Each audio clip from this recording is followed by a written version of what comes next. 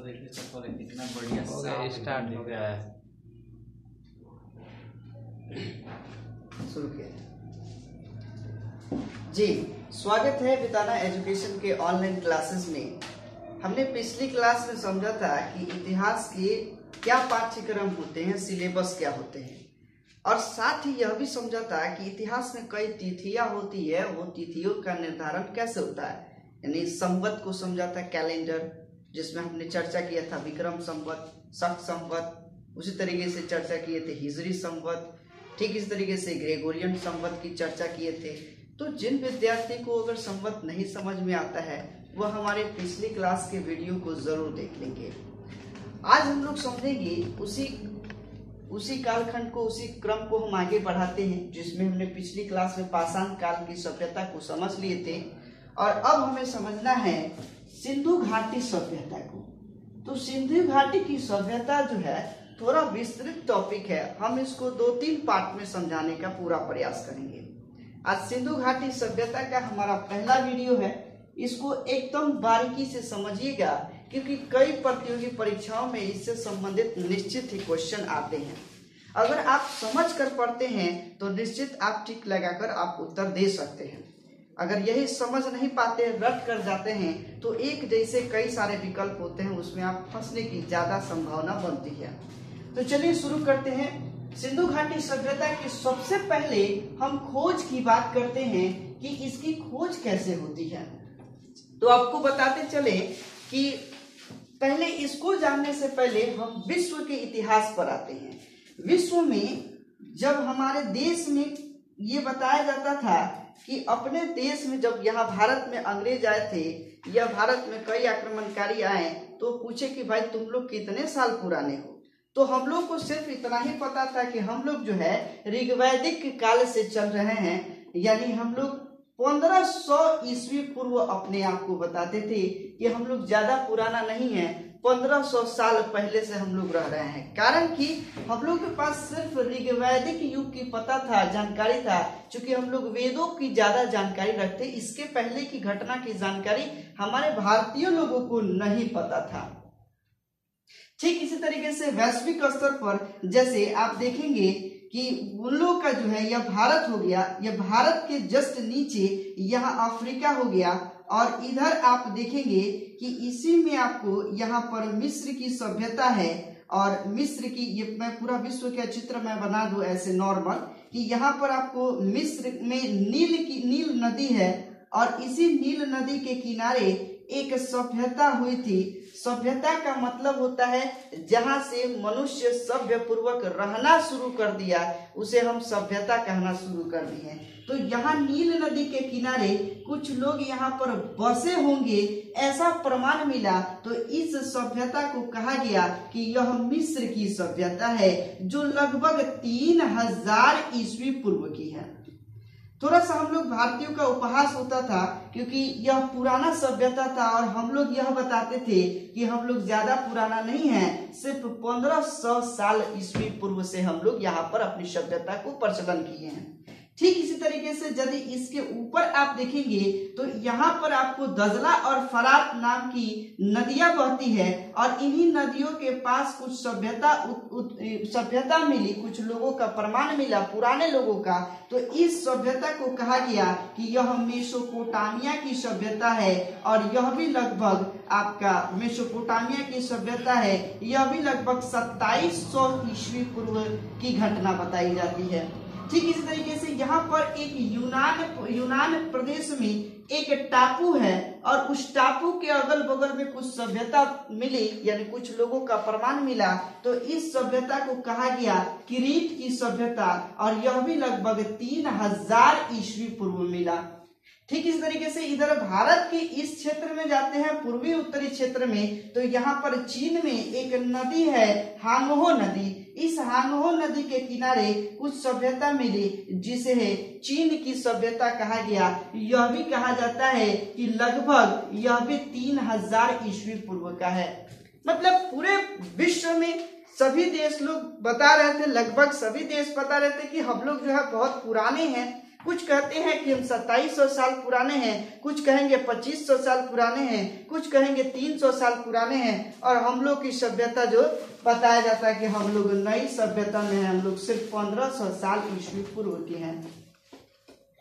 लेकिन जब भारत में अंग्रेज आए तो अंग्रेजों के आने के बाद हमें यह जानकारी मिली, जिसमें सबसे पहले भारत में यहाँ पर चार्ल्स मेसन के द्वारा 1826 में अपने पत्रिका में उन्होंने चर्चा किया। नैरेटिव ऑफ जर्नी की पत्रिका में उन्होंने यह चर्चा किया कि भारत पाकिस्तान क्षेत्र में, यहाँ पंजाब के, भारत पाकिस्तान के पंजाब क्षेत्र में एक बहुत बड़ा टीला है, जो ऐसा माना जाता है कि यह एक कोई सभ्यता बताता है। यह बताए कि यह कुछ ऐसी बताए कि वो बहुत पुराना जो टीला है, ऐसा प्रतीत होता है कि यहाँ कुछ ऐसी पुरानी सभ्यता दबी हुई है। ये इन्होंने अपने नैरेटिव ऑफ जर्नी पत्रिका में ऐसा बताया। लेकिन यहाँ से यह नहीं मालूम चला कि हम लोग भी यहाँ पर बहुत पुराने सभ्यता में रहे होंगे। ठीक इसी तरीके से बर्टन बंधु आते हैं 1856 में, जिसमें जेम्स बर्टन और विलियम बर्टन दो भाई रहते हैं। और यह भी बताते हैं कि यहाँ हड़प्पा में, जो कि मेरा यहाँ पे थोड़ा सा इसको हम इरेज कर दें, इसको अब आते हैं। ये वैश्विक स्तर आप समझ चुके होंगे कि विश्व में, यानी सिंधु घाटी सभ्यता के समकालीन जो सभ्यता है वह क्रीट की सभ्यता, मेसोपोटामिया की सभ्यता, मिस्र की सभ्यता और चीन की सभ्यता, यह सिंधु घाटी सभ्यता के समकालीन सभ्यता है। यह बाद में हमें जानकारी हुआ, बहुत दिनों के बाद। ठीक है, अब इसमें हम आते हैं कि अपने भारत में देखेंगे कि भारत में जब यहाँ पर इंडिया में आते हैं, जस्ट यहाँ पर मैं इंडिया का नक्शा बना दूं नॉर्मल, तो आप देखेंगे कि यहाँ जो है एक ये पंजाब प्रांत है, भारत और पाकिस्तान के पंजाब प्रांत। इस पंजाब प्रांत में जब इधर से ब्रिटेन से इंग्लैंड से जो अंग्रेज आते हैं तो यह सोचते हैं कि यहाँ पर रेल का विस्तार किया जा सकता है। तो रेल के विस्तार के उद्देश्य से जब इधर से अभियंता इंजीनियर लोग गुजरते हैं तो यह देखते हैं कि यहाँ पर बहुत बड़ा टापू है, मतलब ये बहुत बड़ा टीला है। मतलब ये प्रतीत होता है कि ये टीला जो है कुछ पुरानी सभ्यताओं को निर्दिष्ट करता है, इंडिकेट करता है।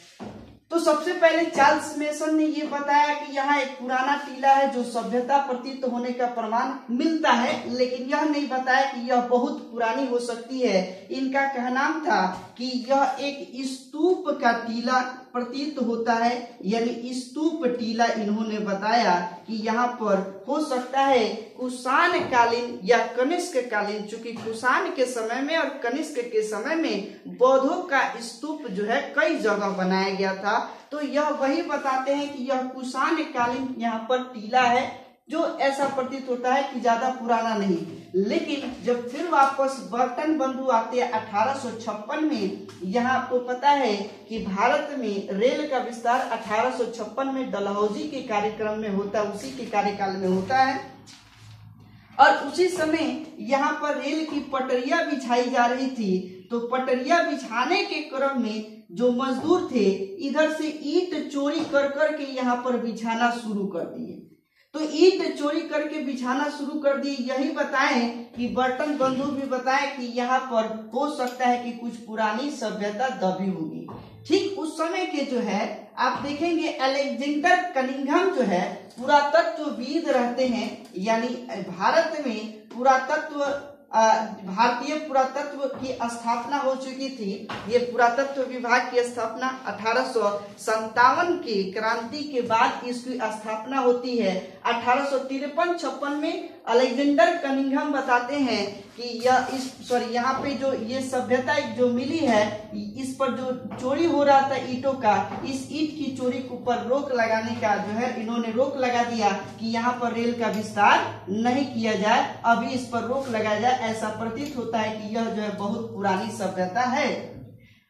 ठीक सर जॉन मार्शल जो भारतीय पुरातत्वविद होते हैं, पुरातत्वविद के हेड रहते हैं, ये पुरातत्वविद के हेड हैं और इन्होंने दयाराम साहनी और राखाल दास बनर्जी के नियंत्रण में यहाँ पर उत्खनन का कार्य प्रारंभ किए, तो उत्खनन से पता चला कि यह एक कोई सभ्यता है, पुरानी सभ्यता है, जहाँ पर यहाँ इस क्षेत्र का नाम जो दिया गया कि यह हड़प्पा है, और इस सभ्यता का इस जगह का नाम हड़प्पा कहा गया।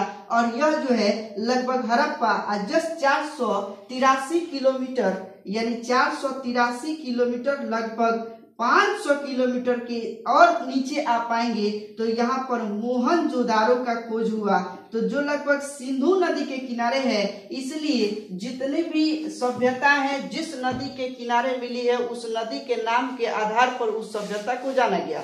जैसे चीन में आप देखे होंगे हांगहो नदी के किनारे एक सभ्यता मिली, उसे हांगहो सभ्यता कहा गया। उसी तरीके से आप देखेंगे कि चीन इधर मिस्र में नील नदी के किनारे सभ्यता मिली तो उसे नील नदी की सभ्यता कहा गया।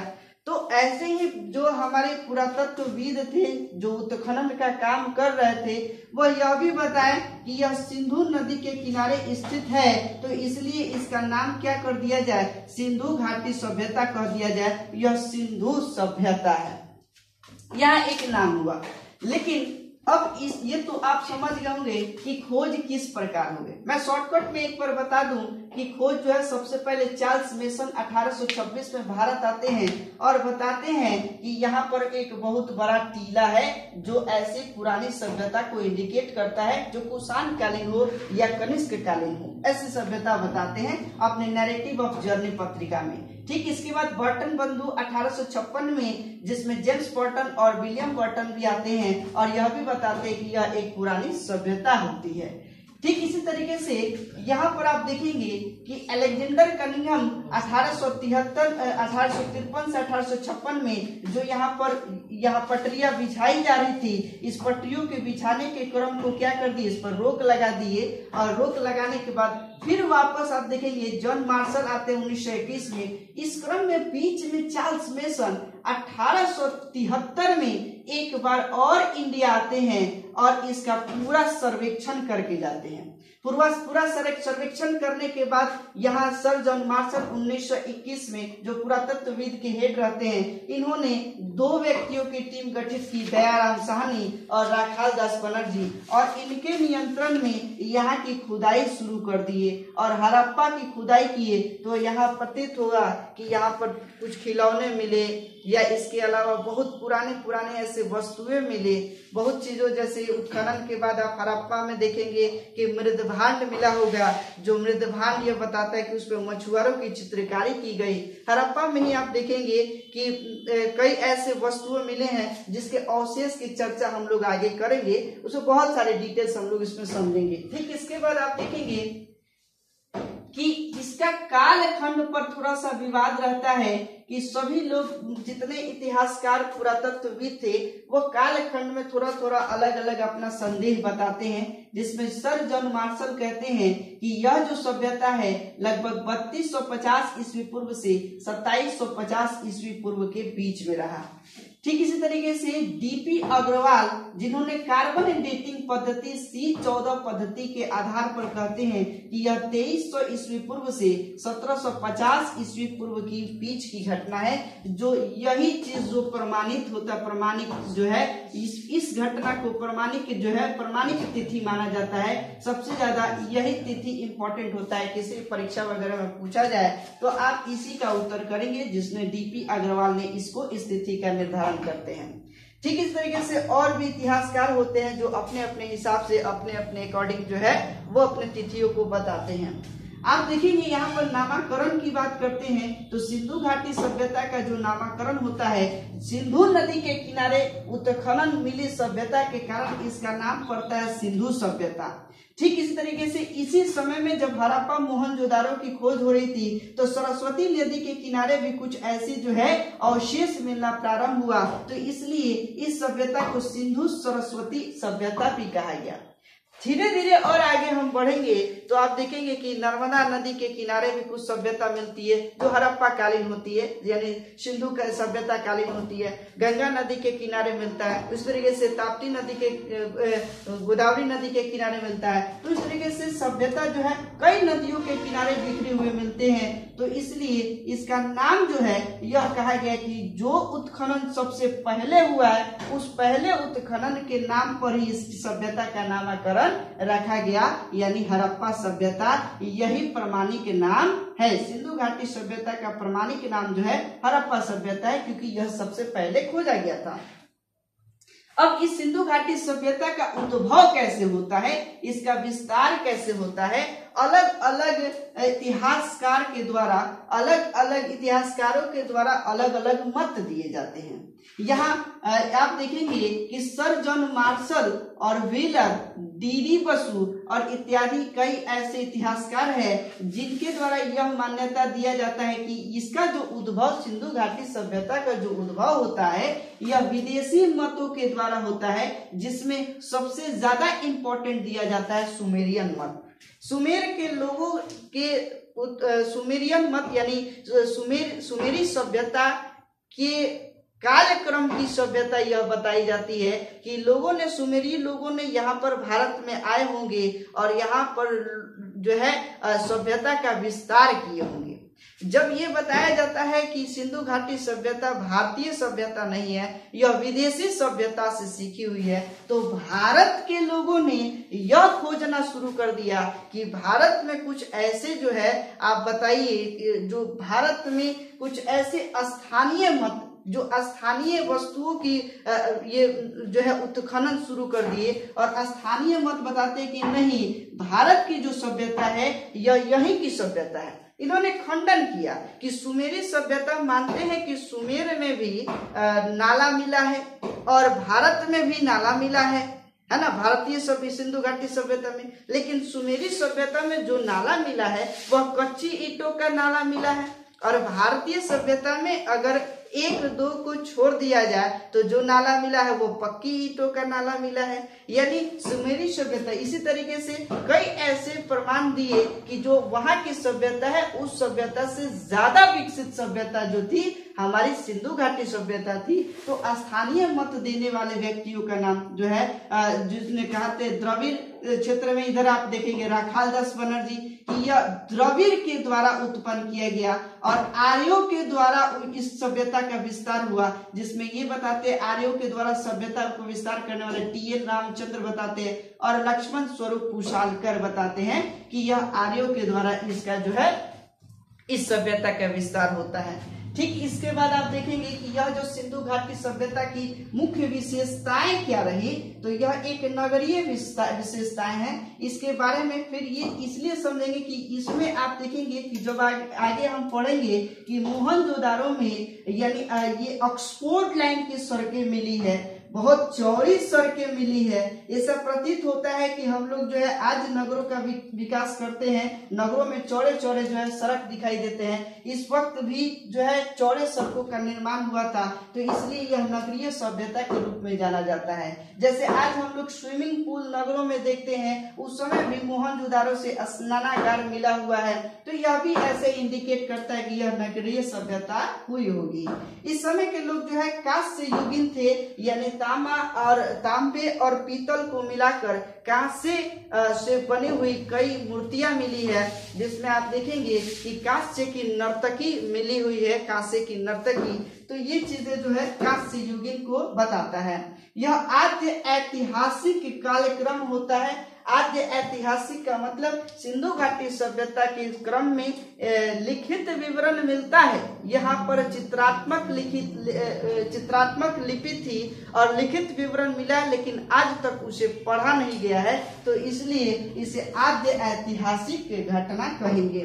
ठीक इस तरीके से यह शांति प्रिय सभ्यता थी, मतलब ऐसा ये प्रतीत होता है कि इस समय के लोग जो है ये जैसे झगड़ा लड़ाई या युद्ध ऐसे चीजों का प्रमाण कहीं से नहीं मिला है। और साथ ही सिंधु घाटी सभ्यता का जिस क्षेत्रों का उत्खनन हुआ है उस समय के लोगों को न तो हथियार का इस प्रकार जैसे आज जो है भाला या फिर बंदूक और बम गोला बारूद ऐसे मिलते हैं, वो उस समय ऐसी कोई प्रमाण नहीं मिलता है। उस समय का आप देखेंगे कि जो छुरा और चाकू भी होता था इतना ऐसे पतला होता था कि उससे कुछ किया नहीं जा सकता है, कोई घटना जो है नहीं हो सकती थी। तो इसलिए इस सभ्यता को शांति प्रिय सभ्यता भी कहा जाता है।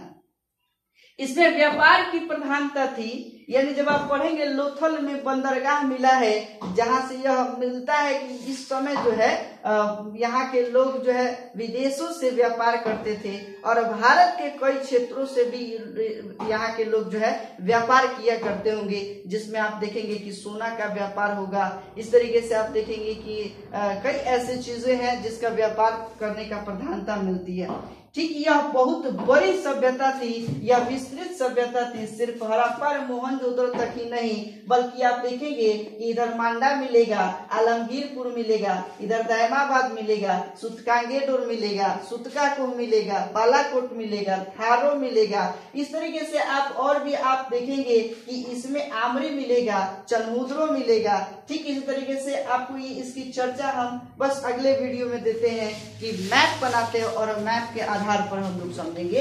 तब तक के लिए विदा लेते हैं, धन्यवाद।